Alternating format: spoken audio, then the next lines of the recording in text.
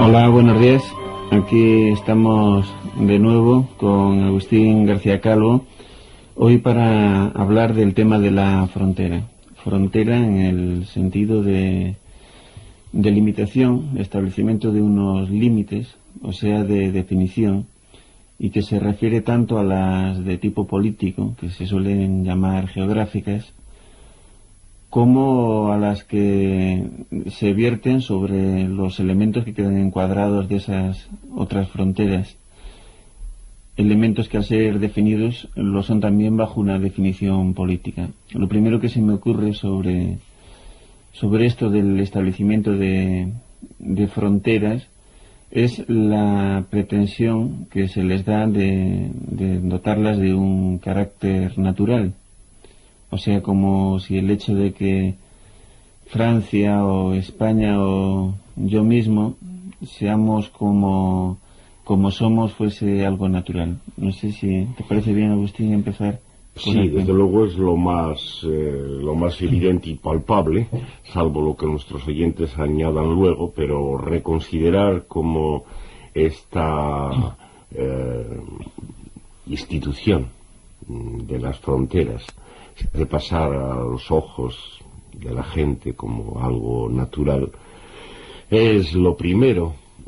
Hay que recordar que si se pudiera hablar entre las cosas humanas de algo natural, lo natural sería ese estado que nos reflejan los límites entre pueblos y lenguas en la medida que se pueden alcanzar en etapas menos progresadas de esto que llamamos estado y capital.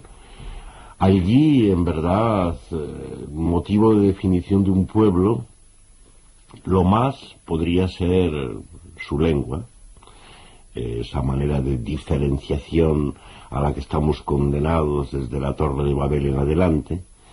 Pero allí los exploradores lingüistas lo que observan en ese estado, no digamos natural, pero sí preestatal, es que de una lengua a otra, y por tanto de un pueblo a otro, se pasa de una manera no neta, no repentina, sino justamente por pasos, con fronteras fibrilizadas, indefinidas. Los lingüistas desarrollaron una cosa que se llama isoglosas, es decir, se tomaba un rasgo particular, por ejemplo, sitios donde se distinguen y otros donde no se distingue. Se tomaba otro que decía sitios donde se aspira la H o no se aspira. Otros donde decía sitios donde la S final pues se hace aspirada o se mantiene como S, etcétera. Entonces cada uno de esos rasgos daba lugar a un mapa con una isoglosa, y resulta que cuando se sobreponían, supongamos los que fueran hojas transparentes, estos mapas, y se superponían y se ponían al trasluz, el resultado naturalmente era pues un haz de entrecruces de isoglosas que no coincidían y que así dejaba los límites entre las lenguas reducidos pues a una cosa muy relativa y oscilante. Con esto hay que contraponer la situación de las formas más progresadas del Estado. Los Estados consiguen que el límite sea lo más lineal, lo más perfecto posible, es decir, que haya un momento decisivo en que se pase de hablar francés sin más a hablar francés español sin más, lo que es más prodigioso todavía, que sin compañía ninguna de montañas ni ríos se pase de hablar portugués sin más a hablar español sin más. Esta es la virtud de los estados. Claro, metidos por este camino, pues ya no nos extraña que en las formas todavía más progresadas del estado se lleguen a desarrollar estados como los africanos, donde las fronteras en muchas ocasiones son no otra cosa que los meridianos y paralelos de los mapas, las convenciones geográficas. Ahí se nos muestra bien cómo se le da la vuelta del revés a la cosa y se hace pasar justamente por naturaleza la propia geografía, las propias convenciones abstractas de la geografía. No sé si en torno a esto nuestros oyentes tendrán Bueno, de momento parece que ya tenemos a uno que nos han llamado. A ver, hola. ¿Sí? Hola, buenos días. Hola, buenos días. Sí, adelante. Agustín, Sí. mira, yo voy a dar mi opinión, ¿no? Ujú. ¿Tú no crees que la frontera es necesaria al Estado? Sí. O sea, un Estado, vamos, bajo mi punto de vista, se diferencia de otros por su tamaño, por el número de súbditos y también por la frontera. Ujú. Cuanto más frontera, más Estado. Ujú. Cuanto más frontera, cuanto más rígida sea, también tiene mayor, ¿cómo digo? Vamos a ver, mayor poder de represión contra el individuo. Ujú. Bueno, en mi opinión. Sí. Bueno, desde luego esto es muy evidente, como muestra esta historia del perfeccionamiento de las fronteras que antes estábamos recorriendo. Se ve efectivamente que la definición o la definitud de las fronteras es una necesidad primaria para el Estado, para que se sepa qué es uno y qué es otro, es decir, para que se diferencien debidamente los diferentes ejemplares de esa cosa abstracta a la que llamamos Estado.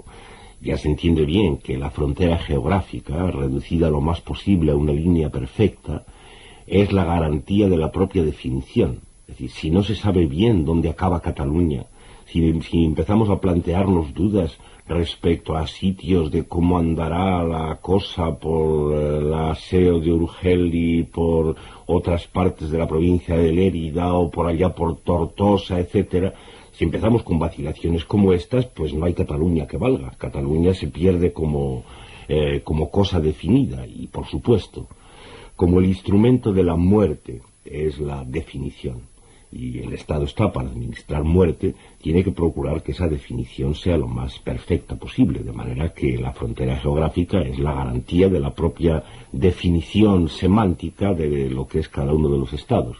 Claro, lo que no haces bien es decir que eso implica una opresión contra el individuo, porque al individuo, como ya Javier antes ha señalado, le pasa lo mismo que al Estado. Es decir, también yo, en cuanto ser real, no en cuanto meramente esto que estoy hablando aquí, sino en cuanto ser real con su nombre propio, tengo que saber exactamente dónde empiezo y dónde termino. Si empiezo a dejar que mis límites se pierdan, se indefinan de una manera o de otra, de tal forma que ya no sé si esto que me está pasando en este momento lo estoy sintiendo yo, lo estás sintiendo tú, y cosas por el estilo, pues peligro. En ese momento peligro, es decir, peligra mi muerte, que es mi propio ser. En ese sentido vamos de acuerdo. Vamos a ver qué más cosas les ocurren. Recuérdales a nuestros oyentes nuestros teléfonos. Habrá que recordar los teléfonos. Son el 442-7126 y el 711-1099. Ya sabéis que para los que llaméis desde fuera de Madrid tenéis que marcar el prefijo 91. Bueno, a la luz de lo que acabas de decir, parece claro que la pretensión de antiestatales, de algunos movimientos nacionalistas que pretenden saber muy bien dónde empieza y acaba su nación, pues son, cuando menos, un poco anacrónicas. Responden al modelo, son una reproducción del modelo. Efectivamente se vio que concretamente España y Francia, también Inglaterra, consiguieron esta conversión de una red inextricable de isoglosas en una lengua que acababa y terminaba en un sitio, y en virtud de ello, naturalmente, pudieron aspirar a que sus fronteras pasaran como algo lo más natural del mundo, y que por consiguiente los súbditos se pelearan, por ejemplo, en los estadios de fútbol por España o por Francia o por Alemania, completamente convencidos todos de que cada una de esas cosas era una entidad perfectamente definida. Claro, no se dan cuenta los nuevos nacionalistas de que no les cabe otro camino que repetir, es decir, fijar con precisión las fronteras hasta que sean una línea como garantía de la definición, e inmediatamente, como el único sustrato palpable de lo que pretende ser natural, es justamente lo lingüístico, procurar una unificación de la lengua que en un estado anterior, no lo llamemos natural, sino simplemente anterior, no estaba naturalmente unificada en el mismo sentido, ni el vasco ni el catalán como lo estaba el gallego en otros tiempos, ni el español cuando era castellano todavía. Sí, tenemos otra llamada. Hola. Hola. Sí, adelante. Bueno, yo quería hablar de alguna cosilla, ¿no? Lo que yo opinaba sobre el hecho de la compartimentación geográfica de los estados, ¿no? Sí. Y es que, bueno, yo creo en origen, por lo menos, que el hecho de esta compartimentación, bueno, está debida, en primer lugar, pues a una ansia, digamos, de los dirigentes anteriores, bueno, pongamos, ¿no? Cuando habían otros regímenes, pues para, digamos, apropiarse, en sentido, pues antes como eran los nobles y tal, ¿no? El apropiamiento de una serie de zonas, ¿no? Que fueran, digamos, pues, su gueto, su pequeño coto, ¿no? Pero, bueno, luego, posteriormente, fueron creándose unidades más grandes y tal, ¿no? Pero, vamos, lo que yo pienso, de todas maneras, bueno, más grandes o más pequeñas, yo pienso que el efecto que se produce sobre, por ejemplo, una entidad como puede ser Europa, lo que se produce precisamente al acotar, y a veces tan severamente, países como puede ser, y que están tan juntos, ¿no? Países como puede ser, no sé, están Inglaterra, Francia, Alemania, había países que estaban realmente tan cerca y tantos siglos de unión, vamos, de estar cerca, de estar compartiendo, muchas veces en paz, ¿no? Entonces, el hecho precisamente de dividir tan severamente, digo esto, se producía el efecto de precisamente dividir, pero no ya a las clases dirigentes, que muchas veces, las clases dirigentes que estaban en ello, que muchas veces lo que hacían era, muchas veces ellos eran primos, amigos, o simplemente cuando no estaban en guerra por cualquier problema que era de ellos, evidentemente, nada más que de ellos, pues eran tan amigos, ¿no? Pero entonces lo que ellos creaban, de todas maneras, en su pequeño coto, era el dividir a la gente, el no darle a la gente sensación de unidad entre todas ellas, sino acotarlo realmente, igual que, o sea, acotarla en su idiosincrasia, ¿no? Darle unos topes muy concretos, y entonces eso deriva, pues, en una mayor, ¿cómo diría yo? En un mayor dominio, digamos, de lo que llamamos, ¿no? Del rico sobre el pobre, así hablando muy genéricamente, ¿no? Que es lo que, en fin, que pienso yo que ha servido muy bien para esto, ¿no? Luego, evidentemente, pues se fomentaba el odio, precisamente, el odio de unos para con otros, cuando el único culpable, bueno, el odio, ¿no? Y luego muchas veces, pues se hacía como cabeza de turco de los problemas que no habían generado más que la idiotez, o bueno, la idiotez o la canalla de estas clases dirigentes en el propio país, pues bueno, se achacaba al otro. Entonces dice, se achacaba, dicen, bueno, es el que os va a quitar el futuro, es el que os va a quitar esto, y luego ya se metían 4 cosas más, el que os va a violar a vuestras mujeres y tal, y se decía que eran los campesinos del otro lado, que eran franceses y alemanes o tal, y entonces pienso yo que es lo que fomentaba, pues eso, el que la gente no se sublevara o no se diera cuenta realmente de que la situación creada, que la situación de tiranía, de ignorancia por parte de las clases de las clases dirigentes para con las de abajo, y pues como un poco antiguamente se hacía con las brujas, eso que decían, ¿no? De las brujas son es las que han provocado estas malas cosechas porque han soltado unos sapos y tal, ¿no sabes? ¿No? Entonces la gente se tiraba hacia las brujas y tal, entonces mataba la iglesia mataba dos pájaros de un tiro, que era lo de quitaba de en medio una cierta la competidora desde el punto de vista religioso, que eran, pues, bueno, toda la que es un poco la religión antiguas, no las religiones antiguas, sí. Y luego pues se quitaba uno el entuerto, que era precisamente la mala administración, la dejadez general de sí. Los medios de administración, ¿no? O de los medios dirigentes, y se achacaban a otros, ¿no? Eso es lo que yo pienso, ¿no? Entonces, a veces, pues una guerra incluso entre dos países, volviendo a eso, entre dos países no era más que darle una salida a una situación caótica. Y bueno, como ahora modernamente, pues ves a Hassan, por ejemplo, hacer lo de la Marcha Verde, que no es más que una salida política a una serie de problemas internos, ¿no? Sí. Bueno, yo le doy esa orientación a la compartimentación política del territorio. Que no es natural, sino es absurda, claro. Bueno, que haya unas nacionalidades y unas culturas diferentes, pero diferentes muchas veces artificialmente diferenciadas, porque eso también se ha hecho. Pero bueno, quieras que no, de forma natural, pues siempre hay. Es que surge culturas diferentes. Evidentemente no puede ser avasallada una por otra, pero simplemente llanamente eso, no pienso yo que la compartimentación política del mundo pues es algo absurdo y que solo se fomentan actualmente a lo que realmente más ayuda a esto, o sea, digamos, a quien más conviene, digamos, conviene a muchas personas esto, pero bueno, a quien más conviene ahora...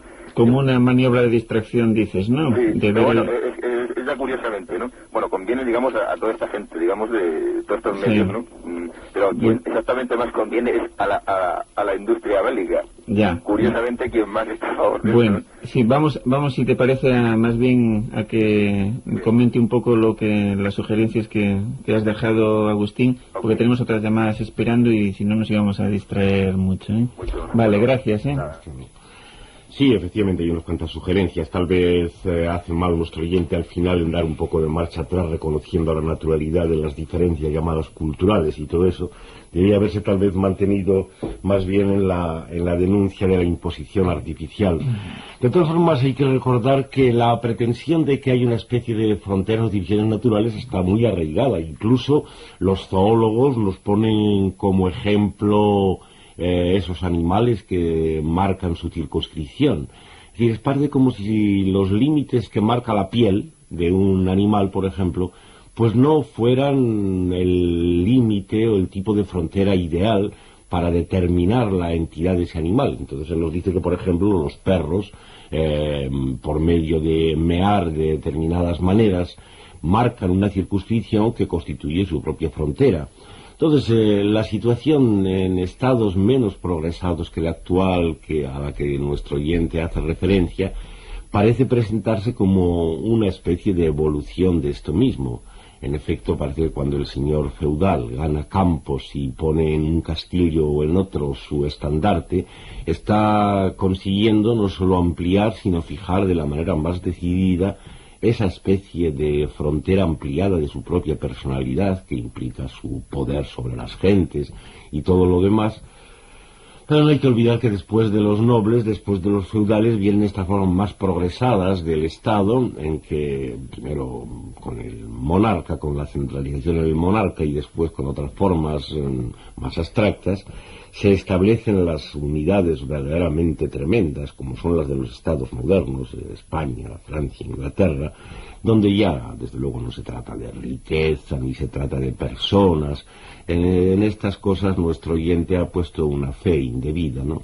No se trata ya de la pretensión de dominio de unos sobre otros o de la acumulación de riquezas, porque justamente aquí, en estas formas más progresadas, el poder es cada vez más impersonal, más representado por ministros, es decir, por ejecutivos, y al mismo tiempo el dinero es cada vez más abstracto, de forma que, en definitiva, con el progreso se va mostrando que hasta la riqueza y el ansia de dominio eran una especie de pretextos o medios para imponer lo que de verdad había que imponer, que es justamente la muerte, la cual consiste en definición, y para la definición la fijeza de las fronteras es una necesidad, desde luego, imprescindible. ¿Tenemos otra llamada? Hola. Hola. Hola, buenos días. ¿Qué hago? Un saludo a vosotros, hombre. Saludos. Saludos. Agustín, Dime. un abrazo. Abrazos. ¿Qué te iba a decir? Vamos a ver. Es que llega un poquillo tarde al tema. Vengo de la compra y me encontré con el programa ya empezado, pero ya sí, casi voy casado. Vamos, el tema va por los nacionalismos, las patrias, etcétera, ¿no? Fronteras, por todo. Fronteras y definición. Bien. Bueno, las fronteras. Frontera, patria tal, patria cual, patrioteros fuera de aquí, de este lugar, patrioteros de aquel otro lugar y tal, ¿no? Vamos a ver. Entonces, la competitividad que están inculcando, pienso yo, de años de siglos, a los pueblos, porque yo creo que todos los pueblos tenemos las mismas referencias, queremos ser libres, pienso yo, ¿no? Quizás sea muy optimista mi punto de vista, pero ahí estoy con él. Entonces queremos que se lleve de una vez ese federalismo de naciones, de pueblos, a nivel internacional. Es decir, vamos a ver si los intereses de los trabajadores de este país pasan por los intereses de los trabajadores de aquel otro país, cómo nos podemos entender, cómo nos podemos apoyar para romper de una vez por todas con este Estado que lo que nos lleva es a la competitividad y a la anulación de la persona como tal y a los pueblos como tales. Entonces, ¿cómo ves tú el tema, por ejemplo, en este país donde se ve muy claro, donde nos han metido así por Bajini el tema de las autonomías o los nacionalismos, ¿no? Es decir, han creado más Estado dentro del propio Estado. Más Estado dentro del propio Estado. Es decir, los catalanes como catalanes, el vasco como vasco, el gallego como gallego, y nos vamos alejando cada vez más de la idea del federalismo, ¿no? Por lo menos de ese federalismo que yo creo que aún está por desarrollar, ese federalismo que Pi Margall dejó ahí más o menos sinuado, ¿no? ¿Por qué no nos da una opinión sobre eso? Muy bien, hablaremos un poco de eso, sí, cómo no. Vale. Vamos con gracias ello. por tu Vale, llamada. La cuestión de los nacionalismos y de las imitaciones más en pequeño y más en más grande al mismo tiempo de los estados de la edad moderna, España, Inglaterra, Francia, la hemos rozado ya. Efectivamente, el desarrollo del mismo modelo en esquemas más reducidos, como el que representan los nacionalismos contra el gran viejo Estado, igual que en el otro sentido, que consiste en la creación de una Europa nueva, unida y también con sus fronteras más o menos determinadas, efectivamente no son más que renovaciones del mismo truco, y maneras de que la gente se distraiga justamente en cuanto a la lucha y la competencia por algo que previamente está condicionado por esa condición de la definición, que es la del ser, que es la de la muerte, como hemos dicho. En efecto, la competitividad, la competición incluso deportiva, lo mismo que la guerra, son procedimientos que al mismo tiempo que están basados en la creencia en las fronteras y en la definición de cada estado, de cada unidad, al mismo tiempo la confirman. No solo es que se distraiga a la gente en estas luchas por entes abstractos, con los que en principio no tendrían nada que ver.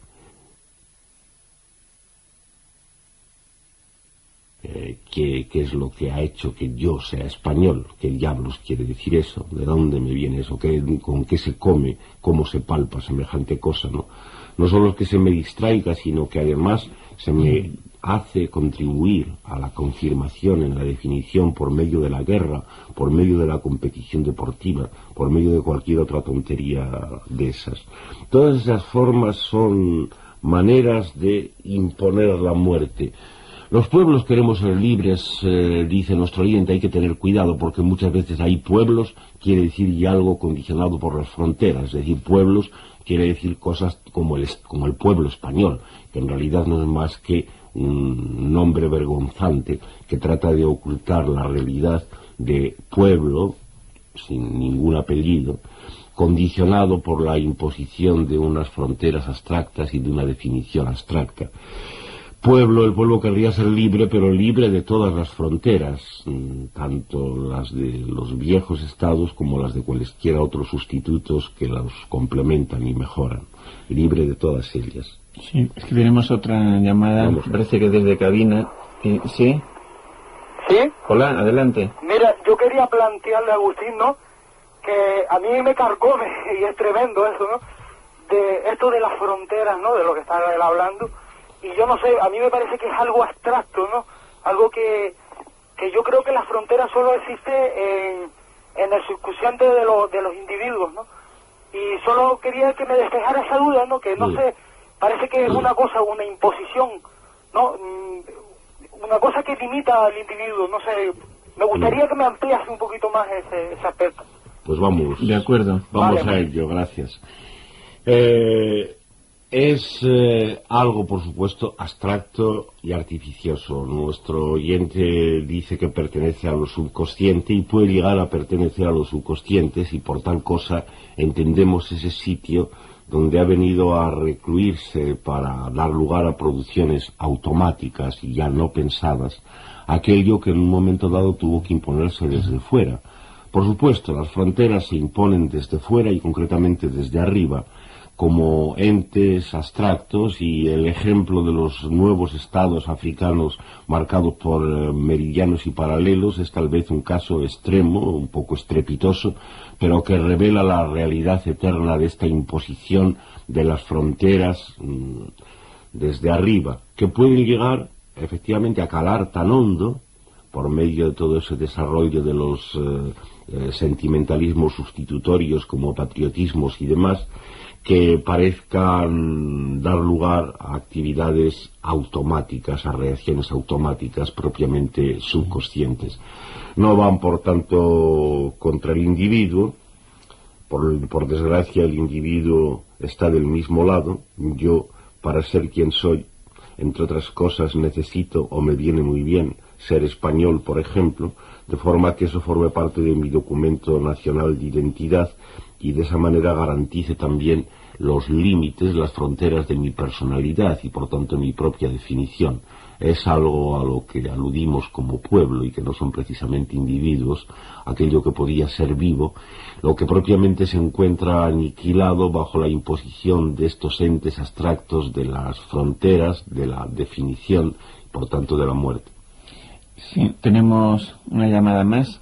Hola, buenos días. Buenos días. Mira, yo quería que explicara un poco la relación que hay entre esto de las fronteras y la evolución entre las manadas de homínidos, las tribus, los poblachos y luego ya, pues, las sociedades y los estados, que sería un poco lo que va configurando la manipulación general. Muy bien. Bueno, yo no soy nada historiador, no somos por acá muy historiadores, incluso tenemos grandes sospechas respecto al papel más bien mortal que la historia misma realiza en punto a esta configuración de entes abstractos que son muerte del pueblo. Pero de todas formas algo de eso ya estuvo antes trazado un poco de paso, un poco demasiado esquemáticamente, diciendo siempre cabe encontrar pretextos de pretendida naturalidad. Y recordaba el caso de los perros marcando su circunscripción por medio de una meada. Parece que hay entonces, en estas formas más groseras y primitivas de demarcación, hay una relación con lo que se podría llamar la ampliación de la piel, es decir, como si el ente naciente en ese momento necesitara ya unas fronteras más amplias que aseguraran la realización de su ser por medio del dominio al mismo tiempo que por medio de la definición.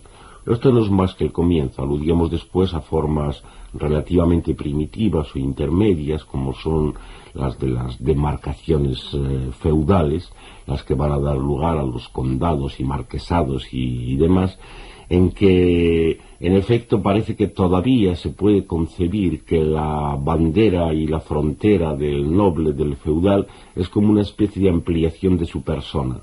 Pero que esto no es más que una situación intermedia, la que nos interesa más directamente es la más progresada, la actual, en que ya la persona ha desaparecido en ese sentido, en el sentido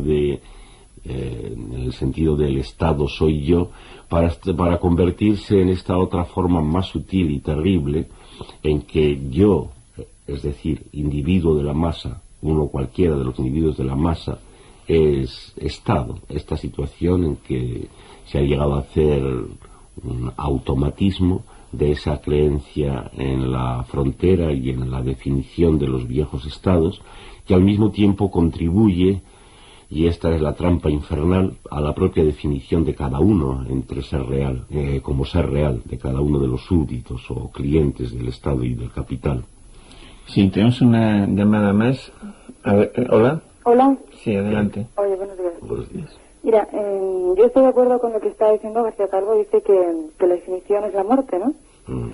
Pero yo quería saber si de todas formas somos seres mortales, si huimos de la muerte, entonces huimos también de la vida. ¿Y eso cómo se puede solucionar? A mí me parece una contradicción total. Es decir, lo que él dice es cierto, pero también es cierto que esa libertad así no es más que el vacío. Y la no definición, pues es el vacío, es la muerte, pero de verdad, la total. Y bueno, quería hacer una pregunta también muy rápida, pero que no tiene nada que ver con esto. Y es que estuve oyéndole en la conferencia que dio en la Fundación Juan Mas, entonces quería saber, porque no entendía absolutamente nada, entonces si me lo indara un poquito, si sería porque no podía, mi capacidad de razonamiento no llegaba, porque, según, ¿cuál sería su opinión? O porque, no sé, no manejaba los conceptos, o bien porque alguna vez los filósofos tienen que hablar de alguna manera más clara. Y nada más.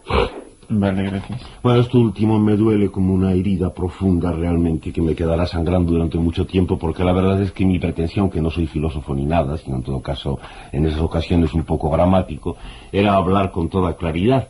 Yo me imagino que alguna de las dificultades, no sé a qué sesión o a cuáles sesiones acudirías, la dificultad podría estar justamente en la excesiva simplicidad, es decir, normalmente se está acostumbrado a que le compliquen un poco demasiado la vida, que le pongan ideas, y cuando uno se dedica a decir mayormente perogrulladas, como es oficio de los gramáticos, la cosa a veces resulta tan simple que muchas veces de una manera ingenua se cree uno que no ha entendido. Mi impresión era que aquello estaba relativamente claro dentro de lo condensado, pero en fin, espero que de eso haya más ocasiones de hablar y tal vez nos aleje un poco demasiado del tema. Lo que planteabas al principio es muy interesante, es decir, por un lado reconoces esta evidencia de que la definición es como la congelación y por tanto la muerte, pero por otro lado, claro, te preguntabas que si la falta de definición no sería también una especie de vacío o nada o algo así, que sería la muerte, ¿no? Claro, ya ves que es que la cuestión, son dos cuestiones que se refieren a cosas distintas, ¿no? Efectivamente, la definición puede ser la muerte de algo que pudiera ser vida, pero para mí, en cuanto ser real, en cuanto un señor o una señora que me llamo así, que tengo tal estatuto, para eso es la necesidad fundamental. De manera que ese señor o señora que tiene tal o cual estatuto y su documento de identidad, si le privan de la definición, no es que lo estén matando, porque un ente abstracto es un ente ya muerto de por sí, pero en efecto le están destruyendo los fundamentos, el propio sustento de su ser. Eso respecto a ti y a mí, en cuanto tú y yo seamos entes reales, tengamos nuestro documento de identidad y tengamos nuestro estatuto y estemos obligados, por tanto, a ser cada uno el que es, lo mismo que España y que Francia. Para esos, la falta de definición es la pérdida de todo sustento. Se presenta como la amenaza del vacío.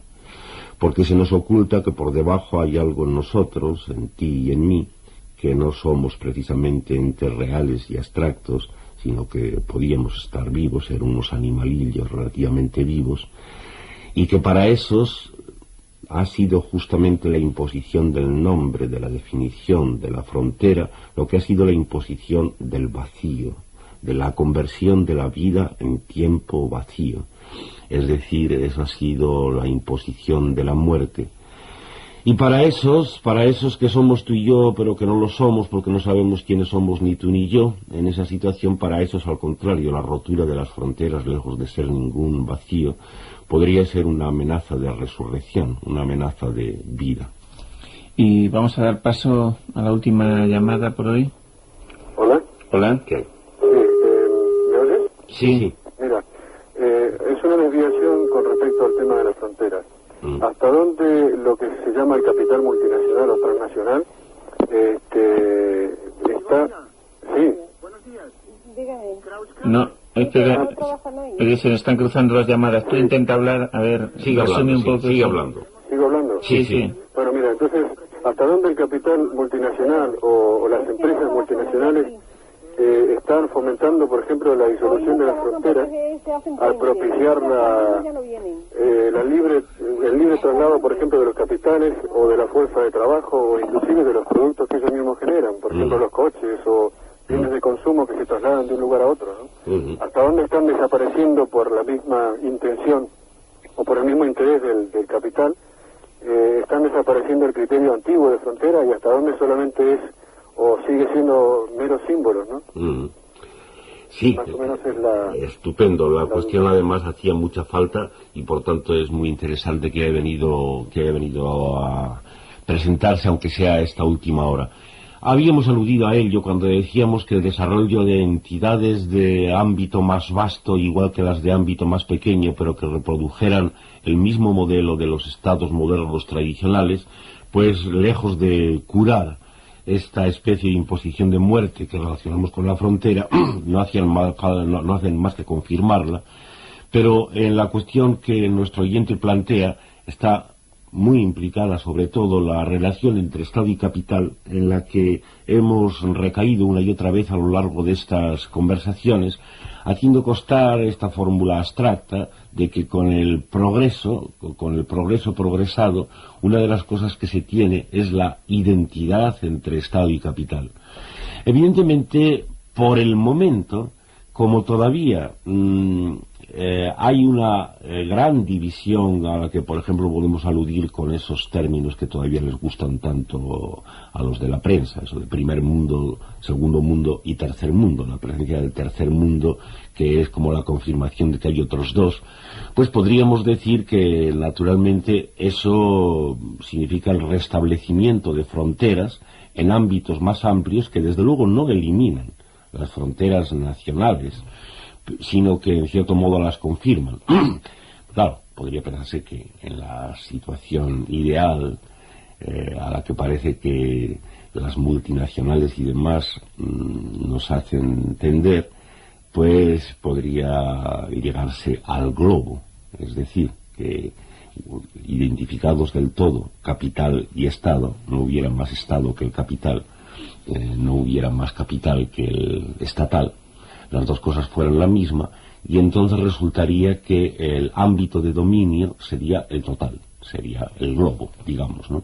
Sería el globo o el globo con sus apéndices, para hacer caso ya a la imbecilidad suma de los que hablan de ocupación de astros circundantes o de establecimiento de estaciones espaciales y demás, ¿no? Naturalmente esto no habría curado nada, lo habría llevado a su último término.